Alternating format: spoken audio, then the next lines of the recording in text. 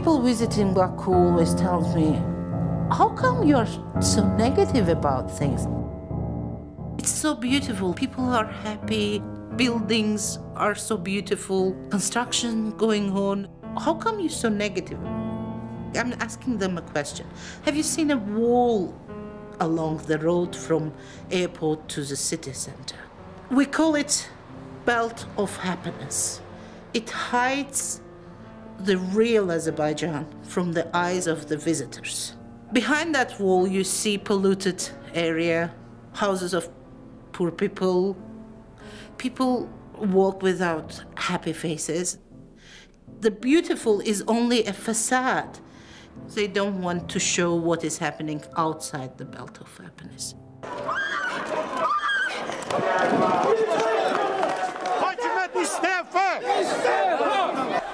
We were not expecting any revolution in Baku. The idea was to make people to act, to do something. Say that I don't like this, change the system. If you go to a protest, they will be jailed. Yeah, we'll jail for a week, for example, if it's not a big protest. Söz azadlığının, toplaşmaq azadlığının, fikir azadlığının, fikir ifadəsinə dair bütün hərəkətlər, əməlləri dəstəkləyirik. Çox sağ olun. Hazırda gördüyünüz kimi İlqar müəllim. In Azerbaijan, if you are criticizing the government, you can be beaten, you can be kidnapped, and people will not know, your family will not know where you are for days. You can be killed in the entrance of your house. That happened to Elmar Husseynov in 2005. It's still not clear who killed him. Government claims 98% success in solving criminal cases, except the cases against journalists. Jabbar Savalan republished an article from Turkish newspaper dated back to 2003, calling then candidate for president İlham Əliyev gambler, and then suddenly police finds drugs in his pocket and puts him to jail. Same kind of drug planting was used against Einullah Fatullayev in prison. They found drugs in his shoes in prison. They used the same case against satire writer Mirza Sakit. Another one is hooliganism, used against Ganimat Zahid, editor-in-chief of Azadlık newspaper. So it's kind of open season for journalists in Azerbaijan. My name is Adnan Hajizada. I was the founder and the foreign relations advisor of All Youth Movement.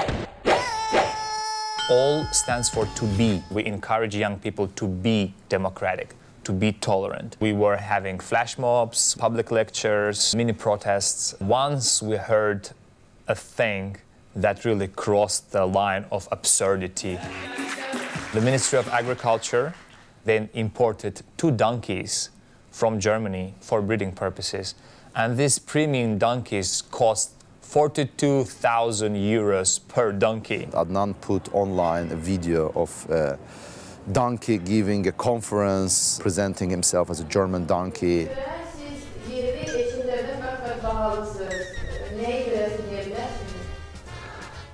Çünki mən fərqliyəm. Yəni mən artıq mən A kateqoriyalı eşəyəm. The donkey can speak 5 languages. He can play the violin.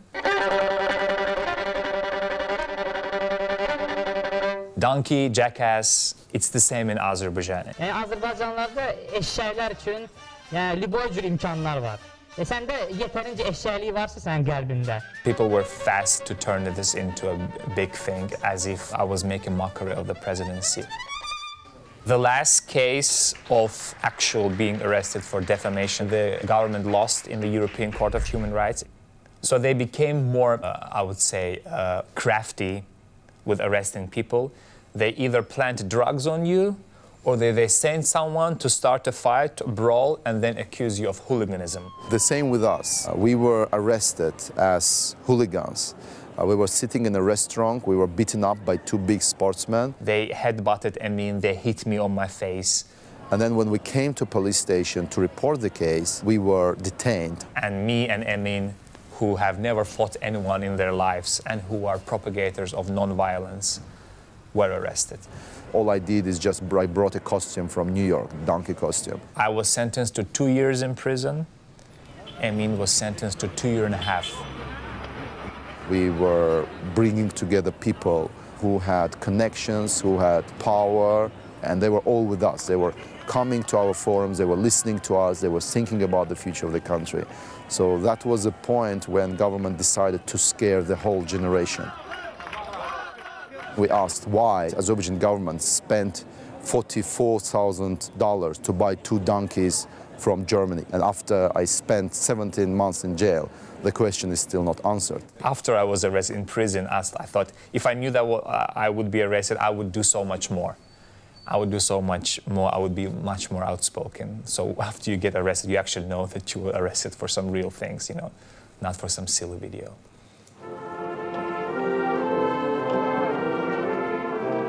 Avropa Şurası'nın bu möhtəşəm sarayında həm Azərbaycan Respublikası, həm də Avropa üçün çox mühüm əhəmiyyətli, o əhəmiyyətə malik olan bir hadisə baş verir. Biz insan haklarının qorunmasını önə çəkdik, vətənimizin və vətəndaşlarımızın totalitarizm dövrünün ağır irsindən xilas olmasına çalışdıq.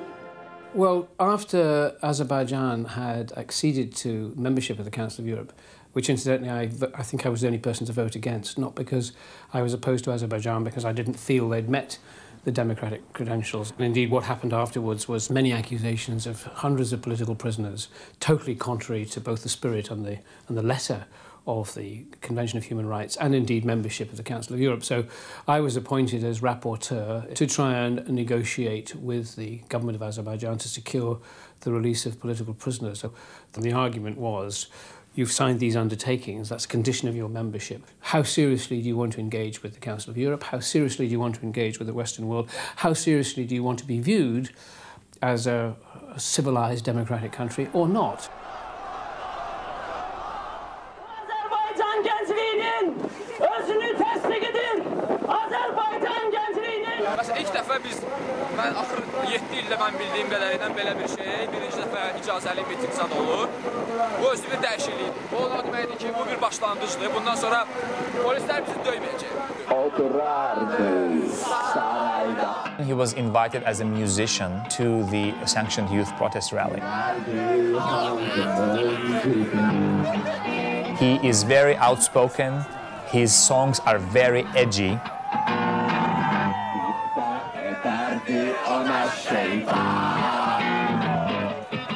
And they include a lot of profanity. So when he started singing, a lot of more conservative youth came up to the stage and they said that you cannot be singing these profanities because it's against the moral norms of the society.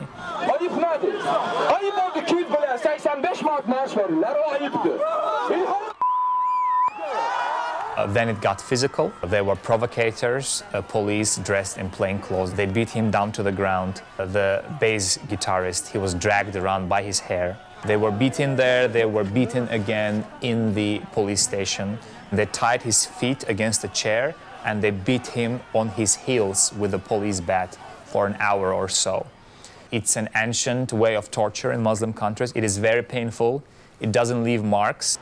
İşgəncələr barədə nə deyə bilərsiniz? İşgəncələr barədə orada baş salmağın yolu belədir. Adamı çağırırlar, başa salırlar. Mən də çağırırlar, bir-iki dəfə başa salırlar. Bəs salam.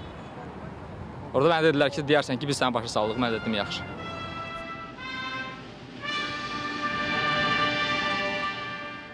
I'm working right now on a story about the president. Əziz dostlar, I have documents showing that the president's family is involved into the construction of the flag square, which was an enormously expensive project, and the government was presenting it as a patriotic project. Well, it turns out that president's family made money on patriotic feelings of the people of Azerbaijan.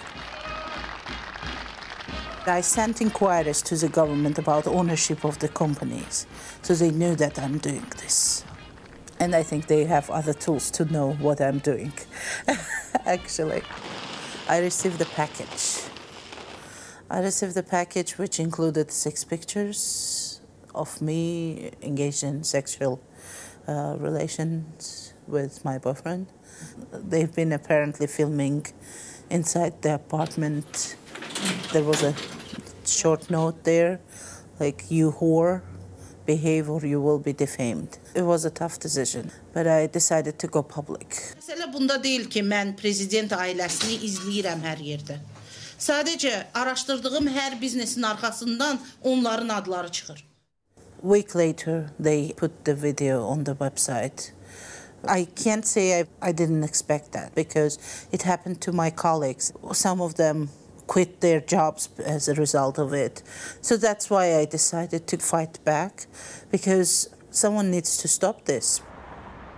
I was trying to stay safe. Like, I would always have someone next to me. I wouldn't go to places I didn't know. I decided not to have family. Like, it was a choice made long ago. When my colleague, Elmar Hüseyinov, was killed, the moment I've heard that he was shot dead, I felt guilty because, like, he was killed because he was alone.